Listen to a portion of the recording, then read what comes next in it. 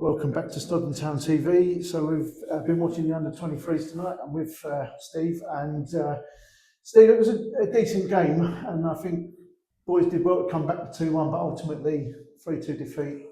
How'd you see the game? Like you said, going down to an early goal wasn't the best of starts, especially one such as so avoidable. Our transition from losing the free kick to being switched on defensively wasn't good enough. They capitalised. We did a lot of hard work to get back in front for the first half. Had a chat with the boys at half time and said, look, got to be busy second half, got to stay on it. And for the first 15-20 minutes, we was disappointed with the style of the goals we let in. Both of them were avoidable, both big mistakes. Just stuff from us just trying to overcomplicate it. But again, they're not a bad side. I don't think either team really got hold of it and deserved to maybe say they should have won. But that's football. Hopefully these boys learn from the mistakes and we can move on to next week. Two good goals that, in reply, towards the end of the first half there, that got us right back on top. And certainly the one from Lewis down the left, you know what he's going to do and what he's capable of. Is that a kind of a weapon that you kind of use, that you know you've got up your armour if that's something that? Yeah, I mean, Lewis has been doing it at this level and for the reserves for the last 2 to 3 years. I mean, he's got that in his armour. He does that every week. The other teams know he's going to do it, but he's that quick. He's that good at it. He's in and out, them little chops and changes, and gets the finish away. And he's got us out of a few scrapes over the years, and hopefully long it continues and pushes on towards the first team. But yeah, when you've got someone with the pace of Sheppey and Harry Rimmer up front, you're always going to be causing teams troubles. But in the second half, a couple of goals that I would put down to lack of communication, maybe. Yeah, 100%. I mean, especially the second one, the header between our goal in the centre half. Both at fault for it, really. If you don't hear a shout from the keeper, you've got to deal with it. Keeper for me has got to come out and really just make it hard, even if he's got to hit the defender, he's got to do it.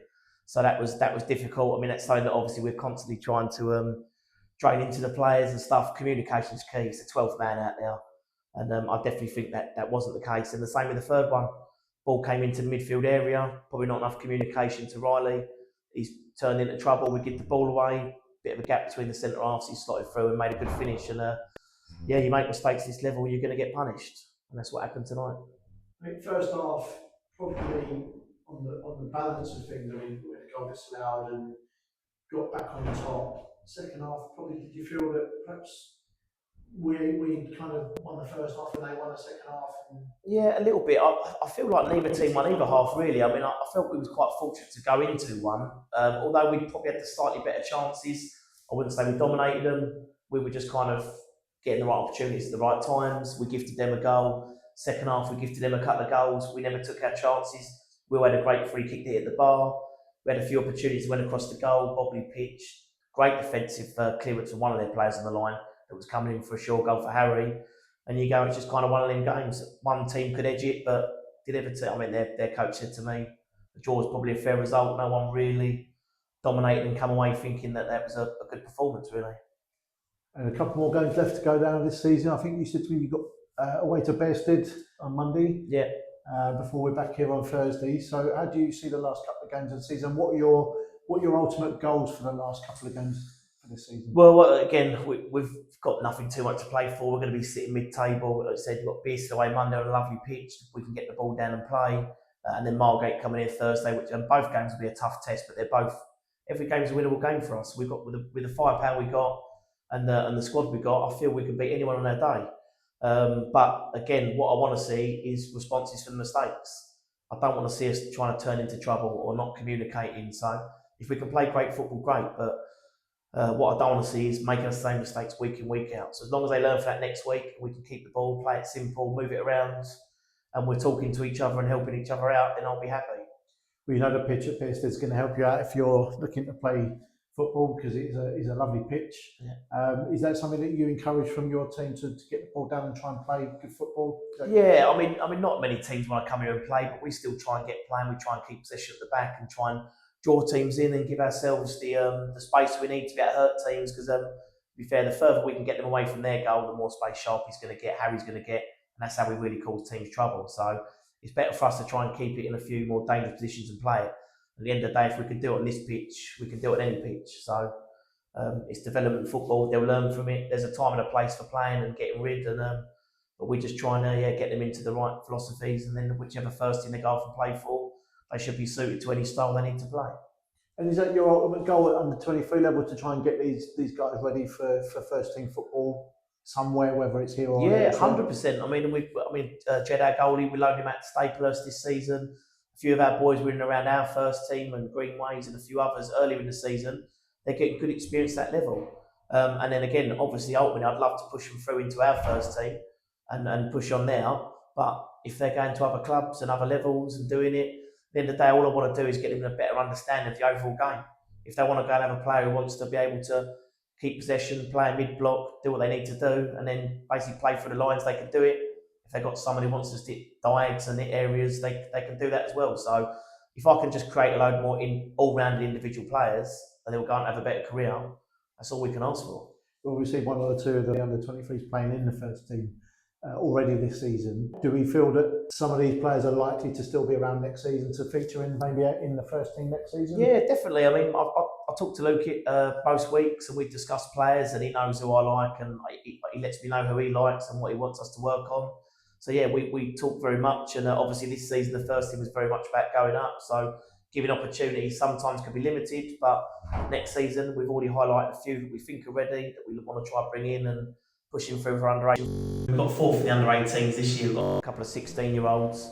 So we've got some good youth coming through into our side that if we can push between the reserves and the first team and even the Blues if need be, they'll all learn experience at different levels, and it will give them an all-round experience. But there's definitely opportunity for a few of these boys, and I think the issues they got is not necessarily their technical ability, but just the bits we showed today, a little bit of lack of communication, decision making at times, a bit of simplicity is a lot better than trying to run around 4 or 5 players. But they're young, they'll learn, they'll get it. They're easy things to work on in training, I guess. There's something that you can, like, they are young, like you say. Yeah, I mean, some of the kids as well are raw. They've all played at different levels. Some of them have come through academy football. Some of them have just come through Maidstone football and stuff and got loads of raw ability, and it's just coaching them the right way, the right times, why we try and play in certain scenarios and what we're trying to achieve by moving it around the back and trying to draw teams out and create space between the lines, and why we do the opposite defending.